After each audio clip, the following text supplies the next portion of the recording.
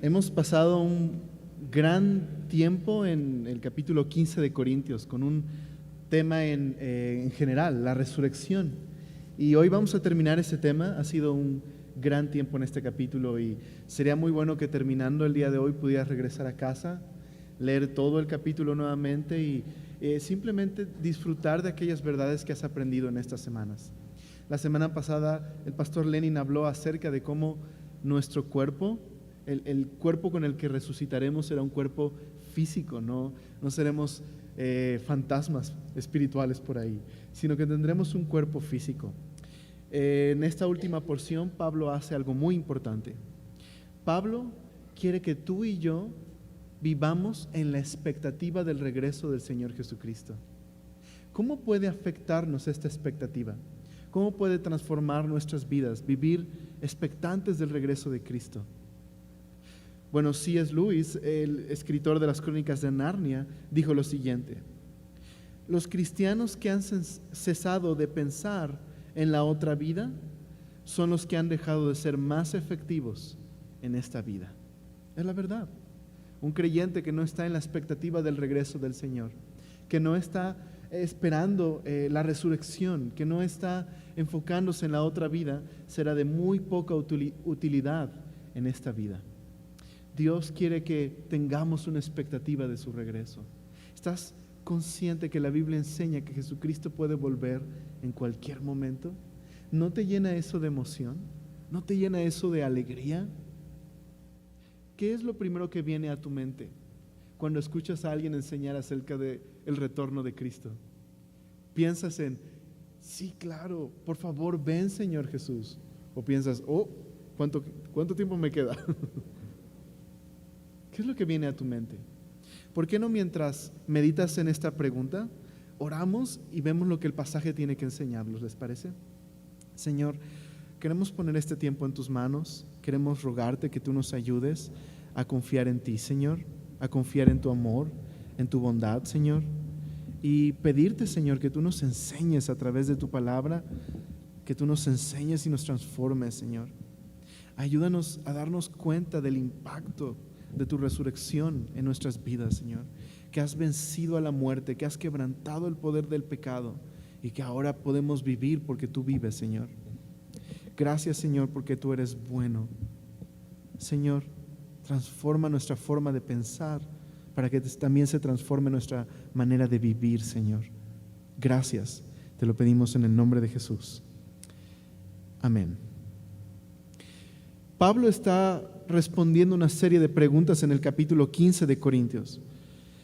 Y la pregunta que ahora va a responder Pablo es: ¿por qué son resucitados los muertos? ¿Por qué tienen que resucitar? ¿Para qué hay una resurrección de muertos? El tema de hoy se llama así: la victoria de la resurrección. En la resurrección de Cristo hubo una victoria. Y en esa victoria hay tres cosas importantes que el Señor quiere enseñarnos. Número uno, porque hay una victoria en la resurrección, tú y yo seremos transformados. Número dos, porque hay una victoria en la resurrección, la muerte será finalmente vencida. Y número tres, porque hay una victoria en la resurrección, tú y yo el día de hoy podemos vivir en la expectativa del regreso de Jesús. Así que, ¿por qué resucitan los muertos? Es una buena pregunta, ¿no lo crees? ¿Por qué es necesaria la resurrección? Bueno, mira lo que dice Pablo en el versículo 50. Ese será nuestro punto número 1 de la noche. Por la victoria de Cristo seremos transformados. Mira lo que dice el verso 50. Pero esto digo, hermanos, que la carne y la sangre, ¿qué es lo que no pueden? No pueden heredar, ¿qué cosa? El reino de Dios. Ni la corrupción heredará la incorrupción. Así que aquí Pablo responde a la pregunta: ¿por qué es necesaria la resurrección? Bueno, es necesaria porque es imposible que este cuerpo que está en corrupción herede lo que es de incorrupción, porque la carne y la sangre no pueden heredar el reino de Dios. Bueno, definamos qué es carne y sangre. No significa esto que entonces no existe nada material en el cielo, porque el cuerpo resucitado de Jesús fue un cuerpo físico. Incluso el Señor Jesús le dice a los discípulos: tóquenme, no soy un fantasma, tengo carne y tengo huesos. Quizás eso sea un punto interesante a notar. Aquí habla de que carne y sangre no heredarán el reino de Dios, pero el cuerpo de Jesús tenía carne y huesos. Habla de un nuevo orden, de un nuevo cuerpo. Así que está refiriéndose primeramente a nuestro cuerpo físico.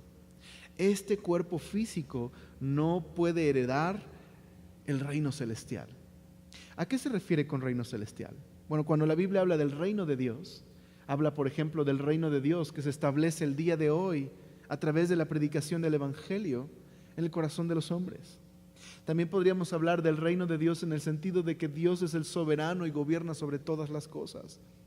Pero en este texto, el reino de Dios habla de un reino físico, de un lugar específico en la eternidad, en el reino de Dios. Tú y yo llamamos a ese lugar casa. Ese es el reino que nos espera, el reino de Dios. Y este cuerpo físico, dice la Biblia, no puede heredar el reino de Dios. ¿Qué tiene que haber entonces? Resurrección, ¿te das cuenta?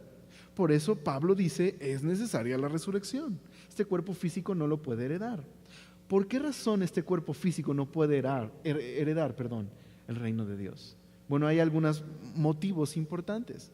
Algunos ya los vieron en la predicación pasada. Este cuerpo físico, carnal, no está diseñado para la experiencia del cielo. ¿Para qué está diseñado? Para la experiencia terrenal. Este cuerpo físico es de la tierra. Necesitamos un cuerpo nuevo, un modelo nuevo, diseñado específicamente para la experiencia del cielo. Eso es muy importante de notar.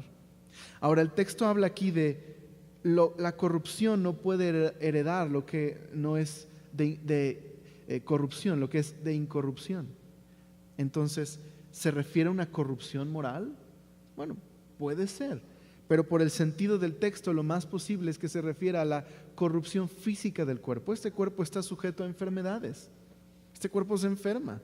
Este cuerpo se duele. ¿Te has dado cuenta cómo con cada generación los achaques se vuelven más reales? Yo conozco muchas personas de la tercera edad que el día de hoy apenas les están doliendo los huesos. Yo tengo 29 años y puedo decir como Po de Kung Fu Panda, los enemigos, las escaleras son mis peores enemigos. Las escaleras. ¿Te pasa eso? ¿O soy el único aquí? Pero la verdad, mi generación es una generación bien achacosa, nos quejamos de todo. Este cuerpo es decadente, se enferma, no puede heredar la incorrupción. Tiene que haber un cuerpo nuevo, un cuerpo resucitado. ¿Te das cuenta? Es muy lógico lo que Pablo está diciendo, un cuerpo nuevo. Ahora, ponte a pensar en esto. Si con este cuerpo físico hemos experimentado parte de la experiencia terrenal y mucha de esta experiencia ha sido grata, ¿no es así? ¿Qué colores han visto tus ojos? Cuando ven un atardecer, ¿no has visto colores maravillosos? Cuando te asomas a ver en algún video acerca de la vida en el mar, ¿no? Que dicen que es más sabrosa, pero no lo sé. Y ves aquellos peces coloreados por la mano del Creador que ningún pintor podría igualarlos. ¿Qué colores han visto estos ojos naturales? Dice el pastor Jaime Food, ¿te imaginas los colores que verán los ojos glorificados? ¿Qué colores habrá en el cielo? Quizás una gama que jamás hayamos visto. Si estos labios han probado las delicias llamadas Krispy Kreme, yo estoy seguro que es una probadita del cielo las Krispy Kreme.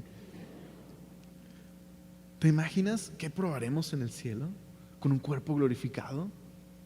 Sí que este cuerpo físico, creado para esta experiencia terrenal, no puede heredar la experiencia celestial. Necesitamos un cuerpo nuevo para todo lo que significa la gloria de Dios en el reino de Dios.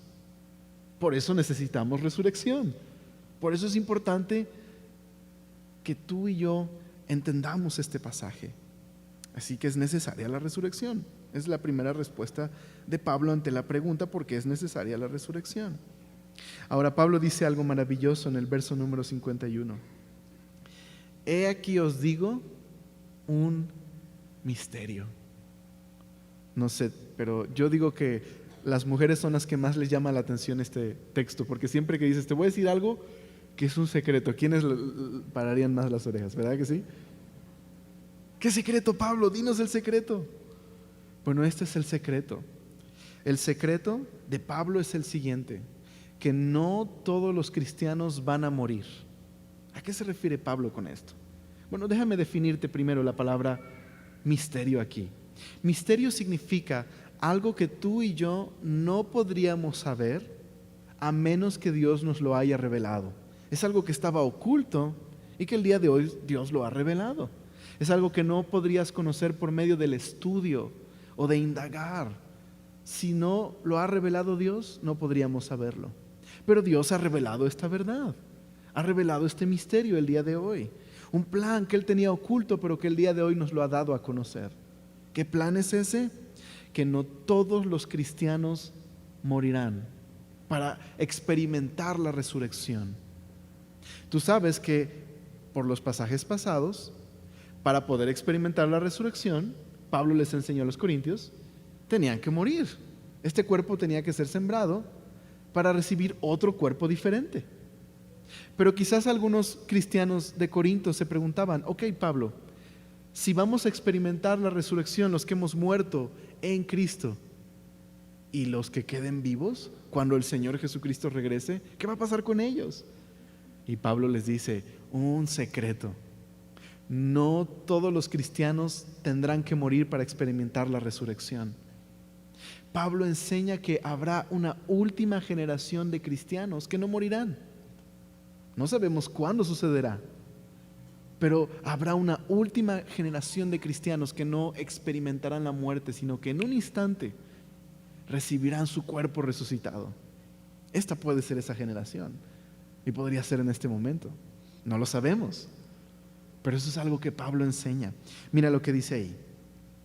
51 dice, he aquí os digo un misterio, no todos dormiremos, no todos vamos a morir, pero todos seremos, eso sí, transformados, todos, ya sean los que han muerto en Cristo y experimenten la resurrección, o esta última generación que quede, que no muera, también experimentará la transformación.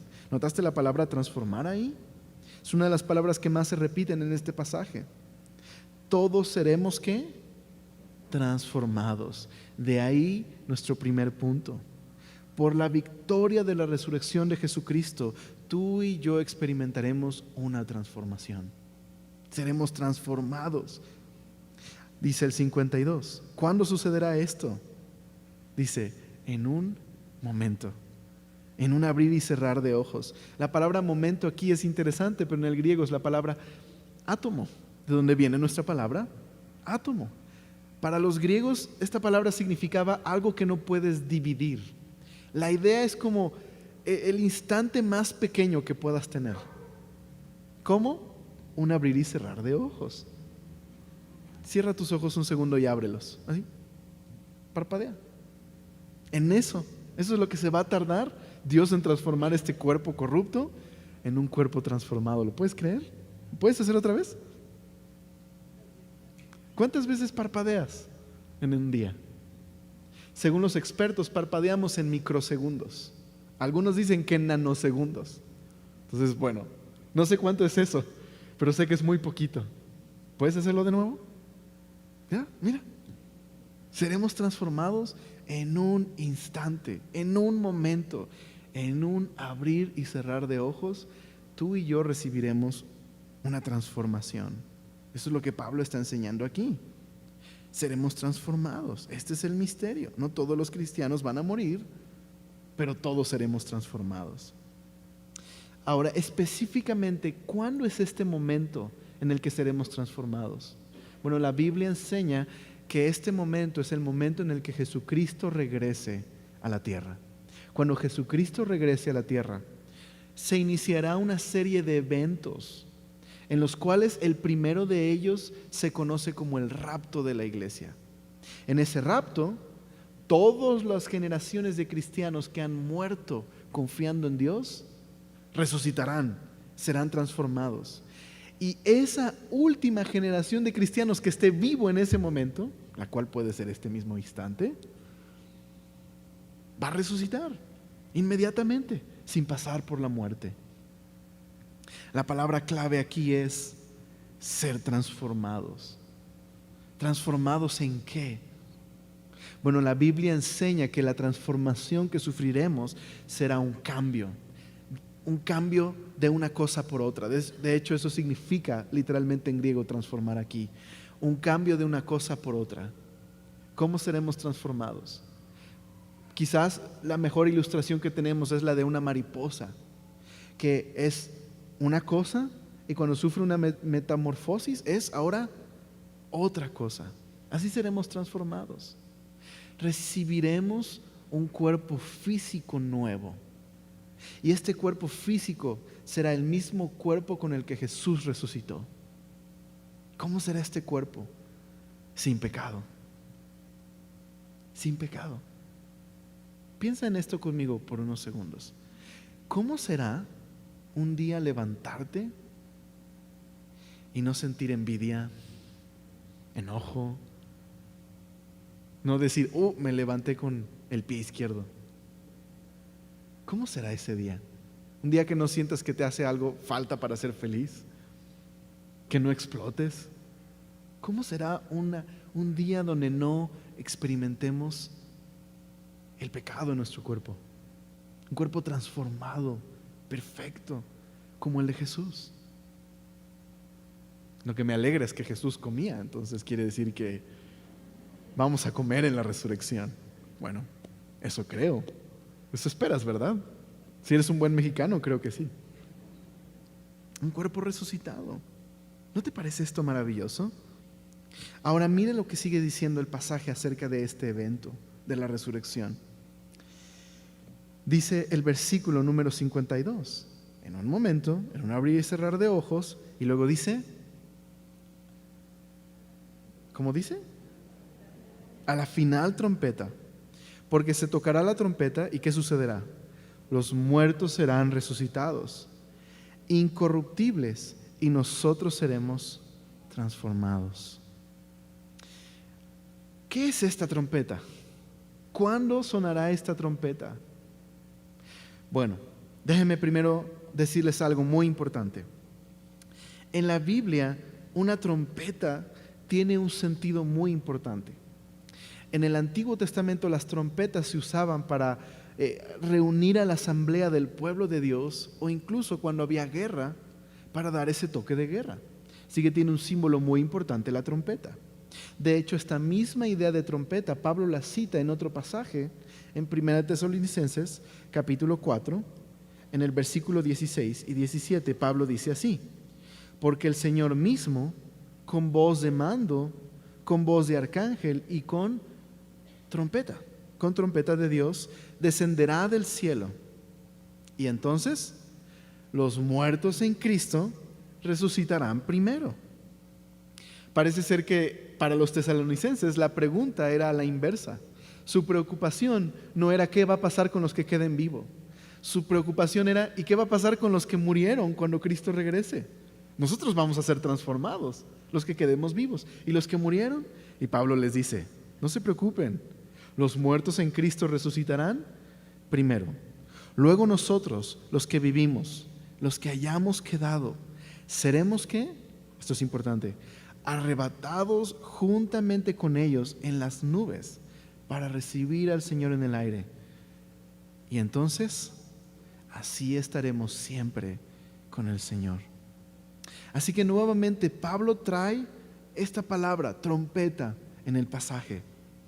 ¿Sabes? Algunos cristianos creen que esta trompeta que se tocará se refiere a la séptima trompeta que tocará el ángel en el capítulo 11 de Apocalipsis. Cuando ese ángel toca esa trompeta, viene el juicio de Dios sobre la tierra. Esta tierra será juzgada, una tierra que ha rechazado completamente a Dios, será rechazado el pecado, Dios derramará su justo juicio sobre la tierra. Así que este ángel, por decir así, inaugura este juicio, esta séptima trompeta. Pero si somos honestos con el texto, es difícil vincular esta trompeta con la última trompeta por algunas razones que les voy a mencionar. Por ejemplo, la primera es que la trompeta que aparece en Apocalipsis 11 es tocada por un ángel, mientras que la trompeta de Tesalonicenses se llama la trompeta de Dios. Así que es difícil en este sentido vincularlas. Aparte, el texto no necesariamente conecta con el pasaje de Apocalipsis en tiempo, porque esta trompeta es la trompeta final, pero puede ser la trompeta final del fin de la era de la iglesia. El texto no necesariamente se vincula con el pasaje de Apocalipsis 11. Hay algunos cristianos que creen que es el rapto de la iglesia, que es cuando Jesucristo vendrá por su iglesia, seremos raptados y entonces transformados, ocurrirá al final de la tribulación, de estos 7 años de tribulación sobre la tierra. Y lo hacen al decir que esta séptima trompeta del ángel es esta trompeta que se menciona en Tesalonicenses. Pero no es posible vincularlas de manera concreta. Así que no está hablando el pasaje necesariamente de eso. Ahora, Ironside, un comentarista, dice que la última trompeta, esta frase, última trompeta, es más bien una figura del lenguaje y que venía de la milicia romana cuando se realizaban ciertas actividades. Por ejemplo, cuando sonabas la trompeta una vez, significaba levanten sus tiendas y prepárense. El segundo toque de la trompeta significaba formen una línea. Y la tercera y última trompeta significaba tiempo de marchar. Entonces, bien, trompeta final puede referirse a esta expresión romana de milicia sobre es tiempo de marchar. Y haría mucho más sentido en el contexto porque los santos nos reuniremos en los cielos con Cristo como su ejército cuando Él venga para la tierra. Así que esta trompeta simplemente puede significar tiempo de partir, muchachos. Alisten las tiendas, levántense, vamos a marchar. De hecho, en el Antiguo Testamento era el sentido de las trompetas. Se sonaban para reunir a la asamblea de Dios, los que eran de Dios, reunidos con Él. En el monte Sinaí suenan trompetas para anunciar que Dios está presente. Así que bien, también una trompeta se utilizaba para anunciar el regreso del rey. Un heraldo tocaba esta trompeta para que todos se prepararan para la venida, la visita del rey o del emperador. ¿Qué significa esto para nosotros? ¿Qué es esta trompeta? Esta trompeta será algo que Jesús tocará para anunciar, ok, reúnanse conmigo, es tiempo de venir a mí. Tenemos que estar preparados. Él viene pronto. Ese es el sentido que le da el texto. Juan, capítulo 14, verso 1, 2 y 3, dice algo al respecto de esto. Jesús le dijo a sus discípulos: no se turbe vuestro corazón, creéis en Dios, creed también en mí. En la casa de mi Padre muchas moradas hay. Y no está describiendo el color de las casas en el cielo. Morada se refiere a hay espacio suficiente para todos. Si así no fuera, yo os lo hubiera dicho. Voy pues, esto es maravilloso, escucha las palabras del Señor Jesús para ti y para mí. Voy pues a preparar lugar para vosotros. Y si me fuere y os preparare lugar, que dice, me encanta esto, escúchalo. Vendré otra vez y os tomaré a mí mismo, para que donde yo estoy, vosotros también estéis. Cuando Jesús toque la trompeta, lo que Jesús está diciendo es: muchachos, es tiempo de volver a casa. Es tiempo de venir a mí. Yo mismo voy a venir por ustedes y los voy a llevar para que estén conmigo. Ese es el sentido. Esta es la doctrina que conocemos en la iglesia como la doctrina del rapto. Quizás vas a escuchar a algunas personas, incluso cristianos, decirte: no existe la doctrina del rapto en la Biblia porque no existe la palabra rapto en la Biblia. Ahora, déjame decirte que es cierto que no existe la palabra rapto en la Biblia, por lo menos en español o en inglés, porque la palabra rapto viene de la traducción que hizo Jerónimo al latín. ¿Y sabes? Esa palabra, raptus, viene de la palabra griega, arpazo, que significa arrebatar o tomar por fuerza. Así que no existe la palabra rapto en la Biblia, no, pero sí la doctrina del arrebatamiento. Igual que tampoco existe la palabra Trinidad en la Biblia, pero sí la doctrina de la Trinidad. Así que el rapto es una doctrina bíblica, es muy claro, la acabas de leer. ¿Qué es lo que dijo Pablo? Seremos arrebatados para estar en las nubes con el Señor para siempre. Así que la victoria de Cristo ante la muerte, su resurrección, significa que tú y yo seremos transformados. ¿No estás ansioso de recibir el modelo nuevo? Un día nos mudaremos de casa. Cuando tú y yo tengamos que morir, si el Señor no viene antes, nos mudaremos de casa. Y un día recibiremos un cuerpo resucitado. Maravilloso. Número 2, por la victoria de la resurrección, la muerte será finalmente vencida. Mira lo que dice el versículo 53, 54. Dice, porque es necesario que esto corruptible se vista de incorrupción y esto mortal se vista de inmortalidad. Y cuando esto corruptible se haya vestido de incorrupción, ¿notaste cuántas veces viene la palabra corrupción e incorrupción aquí? Se haya vestido de incorrupción y esto mortal se haya vestido de inmortalidad, entonces se cumplirá la palabra que está escrita: sorbida es la muerte en victoria. Pablo cita un pasaje de Isaías que dice: la muerte será finalmente devorada. La muerte será devorada. ¿Cuándo? Cuando esto que está en corrupción se vista de incorrupción. Así que en la resurrección de los muertos, la muerte tendrá su final, será devorada completamente. ¿Notaste que la palabra incorrupción, mortal, inmortalidad, corrupción, nos enseñan el reino terrenal y el reino celestial? Este reino terrenal en esta tierra está marcada por la corrupción y la mortalidad. Pero el reino de Dios es un reino inmortal y de incorrupción. Y es necesario que tú y yo nos vistamos de esa incorrupción para heredar el reino inmortal de Dios. Los cristianos buscamos la inmortalidad. Hay cristianos que están buscando la inmortalidad del cangrejo, pero ese es otro tipo de cristiano.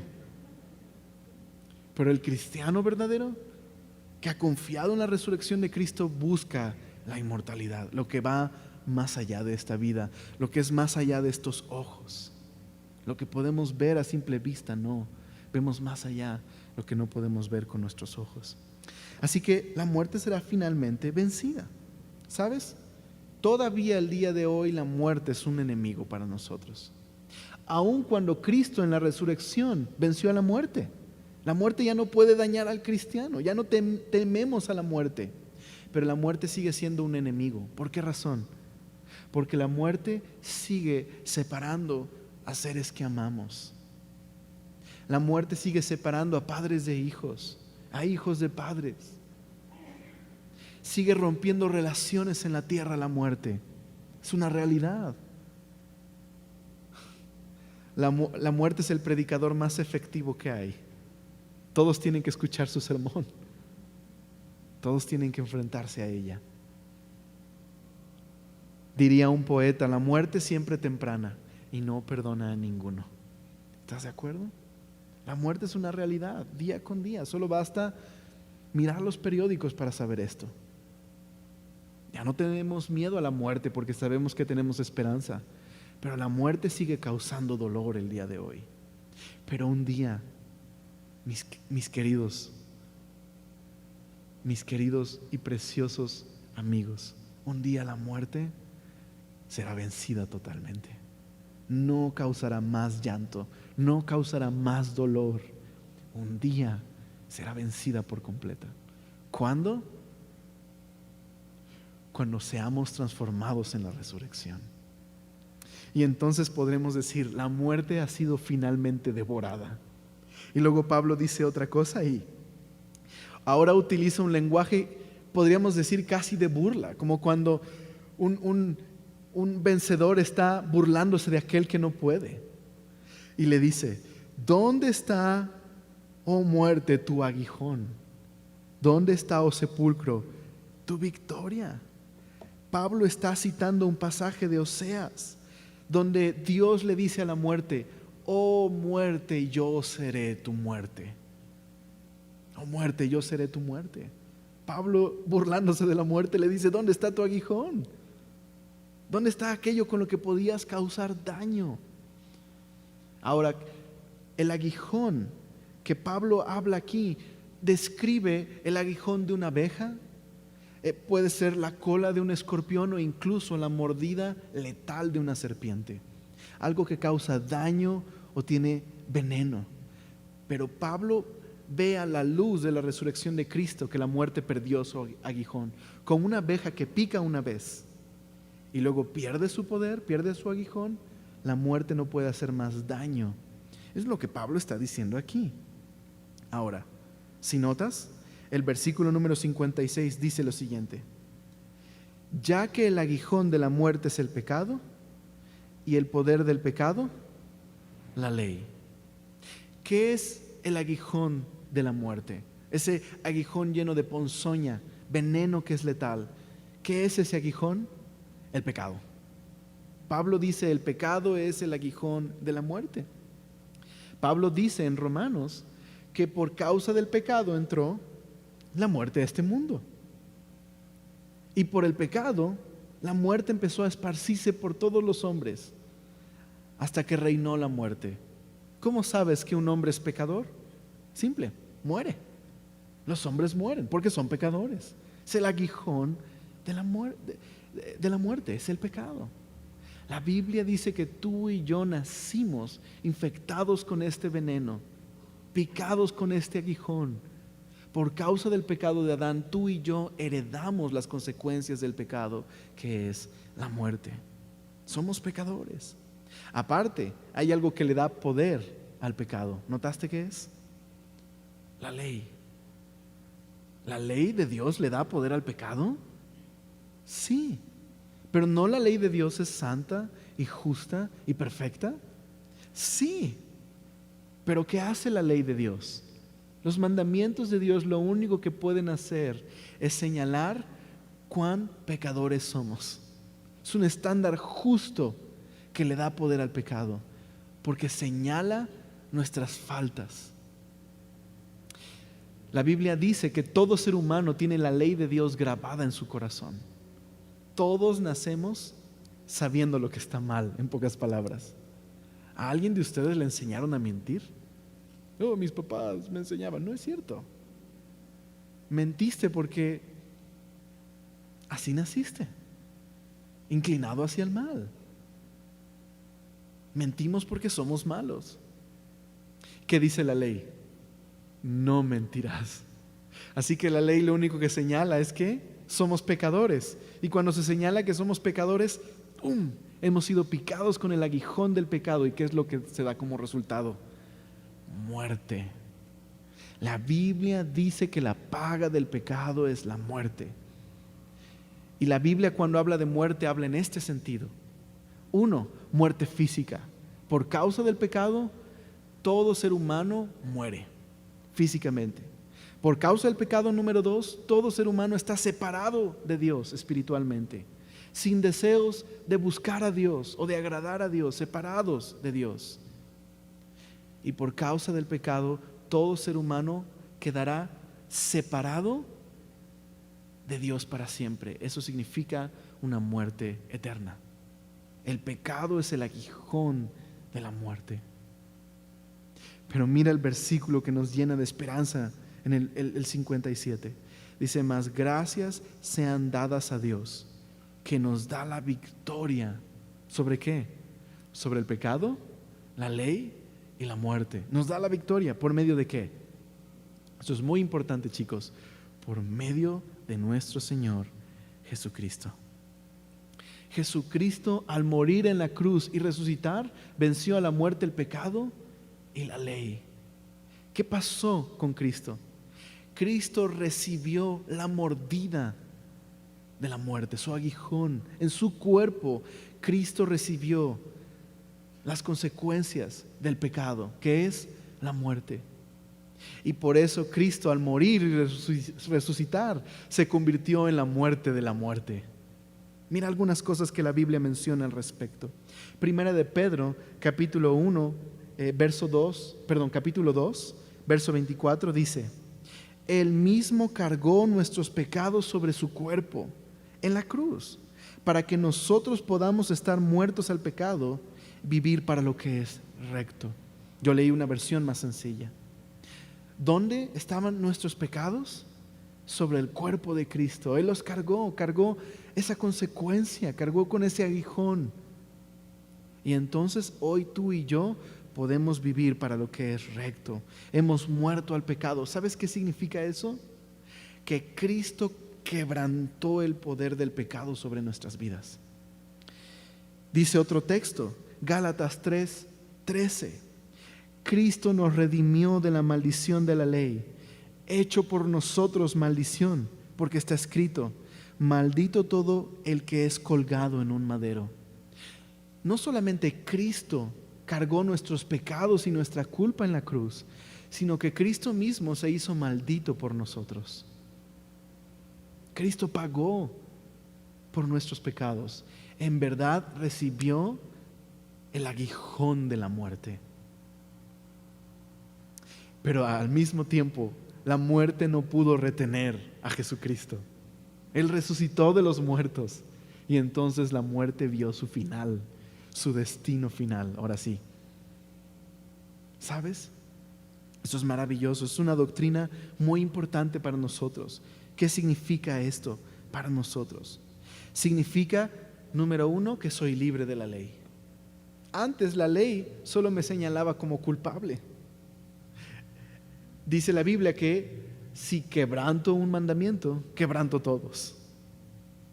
No puedo cumplir con la ley. Era imposible cumplir con las justas demandas de un Dios justo y santo. Pero Cristo nos hizo libres de la ley. Él murió al recibir la maldición. Pero también quebrantó, número dos, el poder del pecado sobre nuestras vidas.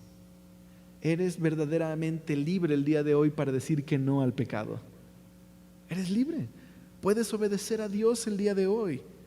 Puedes vivir en la victoria de Jesucristo. Por eso Pablo dice aquí: mas gracias sean dadas a Dios. ¿Cómo era tu vida sin Cristo? Antes vivías para complacerte, vivías para obedecer al pecado. Pero el día de hoy, como cristiano, ese poder está roto. Ya no eres un esclavo del pecado. La Biblia dice que todo aquel que practica el pecado es esclavo del pecado. Pero hoy eres libre. Se quebró ese poder, de manera que ahora puedes vivir una vida nueva, libre, una vida que agrada a Dios. Pablo sabía eso. Y por eso Pablo podía decir: todo lo puedo en Cristo que me fortalece. Esto es, tengo el poder de Cristo porque Cristo vive en mí. Este es el poder que tenemos, chicos, para una vida nueva. Ahora, no sé si tengas una pregunta en tu mente, quizás sea esta. Bueno, Alex, ¿y por qué si soy cristiano a veces no puedo dejar de pecar? Si Cristo quebrantó el poder del pecado, ¿por qué vivo en pecado todo el tiempo?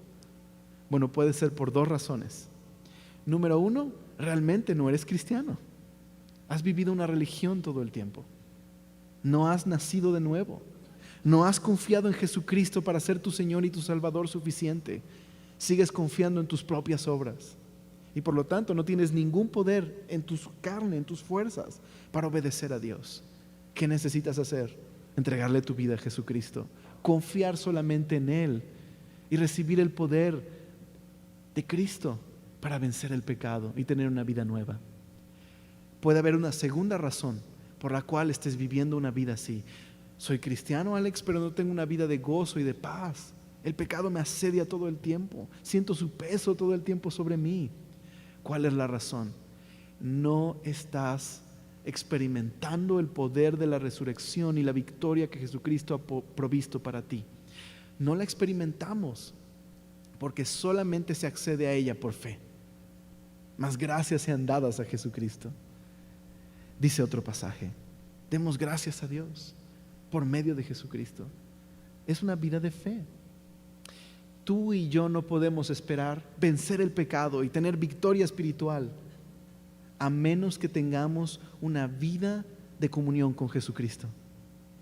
Si no caminamos con Él, nos sujetamos a sus enseñanzas, le obedecemos, buscamos su rostro todos los días, no puedo esperar la victoria sobre el pecado. No puedo esperarla. Para poder acceder a esta victoria y a este poder, tengo que venir a Él. Yo no sé ustedes, pero una de mis caricaturas favoritas era He-Man. ¿Les gusta? ¿Verdad que sí? Sí les gustaba He-Man, ¿verdad? El hombre más poderoso del universo, ¿recuerdas? Ahora es muy interesante porque el príncipe Adam, que conocemos como He-Man, como tú sabes, él iba ¿a dónde para obtener poder? Iba a Grayskull, la calavera. Ahí obtenía el poder de Grayskull, que lo convertía en el hombre más poderoso del universo. Déjame decirlo de esta manera, para que tú y yo nos podamos convertir en los cristianos más poderosos del universo, por decirlo así. Necesitamos venir también a Grayskull, pero este Grayskull es diferente. Este Grayskull se llama Gólgota, el monte calavera.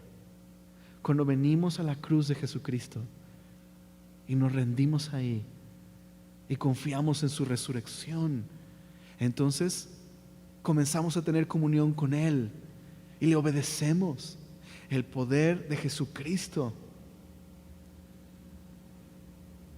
empieza a actuar en nuestras vidas, porque Cristo vive en nosotros. ¿Te gustaría acceder a ese poder? Necesitas escuchar esto. Por último, dice el versículo 58.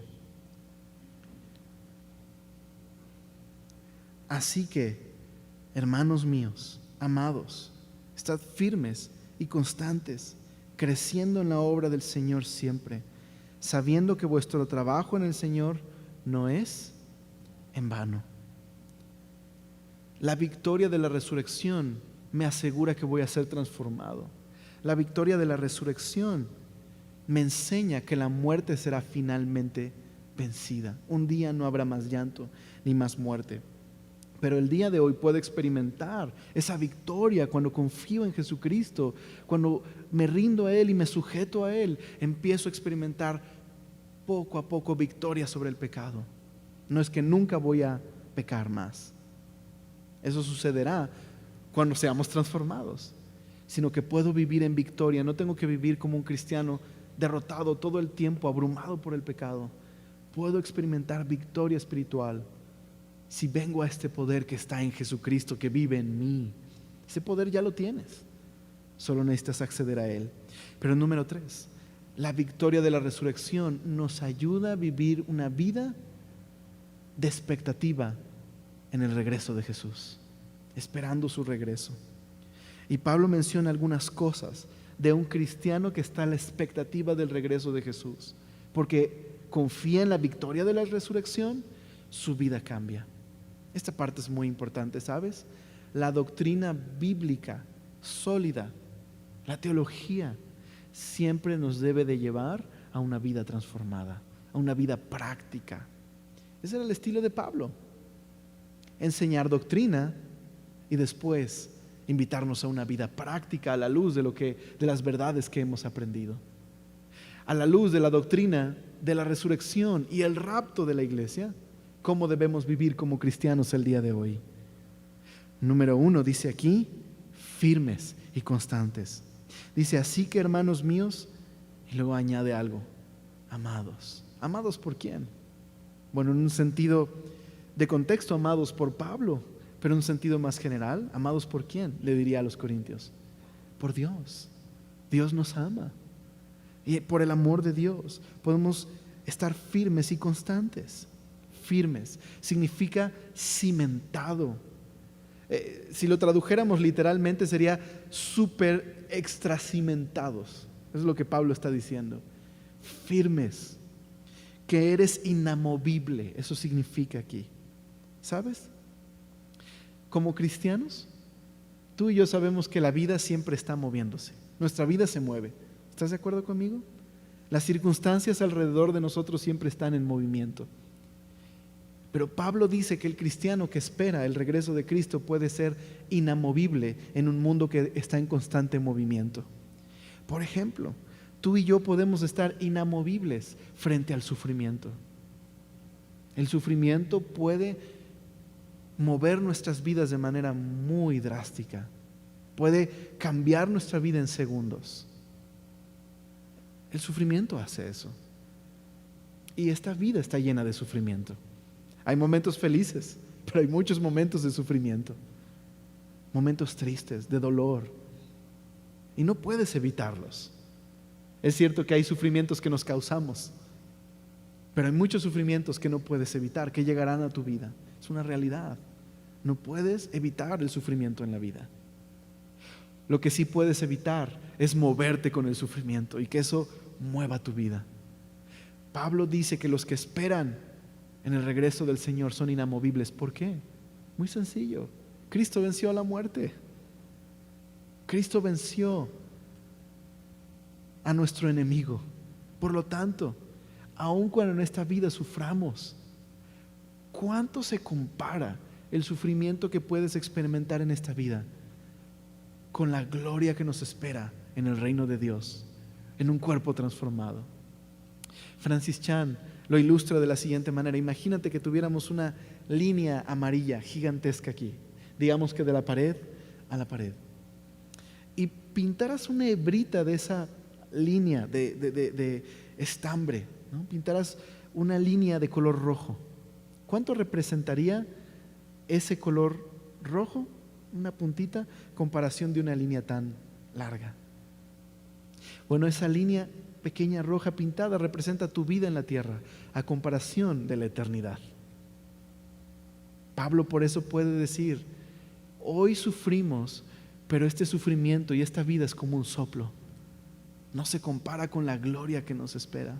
Así que podemos estar firmes frente al sufrimiento si realmente crees en la resurrección y en la venida del Señor.